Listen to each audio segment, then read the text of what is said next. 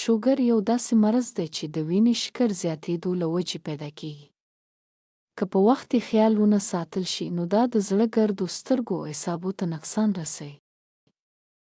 د شوګر کنټرول یوازې دوه نه بلکې خوراک، ورزش او ځینې کورني علاجونه هم ضروري دي. خوراک ډېر اهمیت لري. خوږ شیان لکه بوره مایع کول، رنګ سپین چاول او سپینه ډوډۍ کم کړئ. دال، سبزیانې، سلاد او میوې په مناسب مقدار کې وخورئ. میتې دانې د وینې شکر کمولو کې ډېر ګټورې دي. 2 چمچې میتې دانې د شپې په اوبو کې واچوئ او سهار یې وخورئ. کریله د وینې شکر کنټرولوي. که ممکن وي نو د کریلې جوس په خالي نس وڅښئ، که جوس نشي په سالن کې وخورئ. دارچینی د انسولین اثر ښه کوي. نیمه چمچه دارچینی په تودو اوبو کې وڅښئ.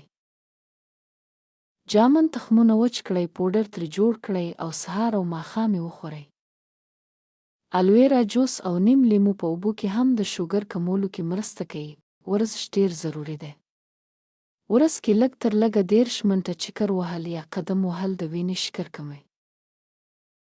ذهني سکون وساتئ، تناو کم کړئ، لمونځ او ذکر وکړئ او مثبت سوچ وساتئ. کافي اوبه وڅښئ، خوب پوره کړئ او سګرټ او نسوار پرېږدئ. د وینې شکر ټیسټ باقاعده وکړئ او ډاکټر دوا مه بندوئ. د کورنیو طریقو او غذایي عادتونو سره که تاسو لا هم مرسته غواړئ نو تاسو د حکیم امین راولپنډي سره هم رابطه کولی شئ، څوک چې د طبي مشورې او هربل علاج لپاره تجربه لري. هغه ستاسو د شوګر په کنټرول او صحتمند ژوند کې مرسته کولی شي. دا طریقې که مسلسل عملي شي د شوګر په کنټرول کې ډېره مرسته کوي. صبر وکړئ، خوراک او ورزش سم کړئ، ذهني سکون وساتئ، نو شوګر سره هم صحتمند ژوند ممکن دی.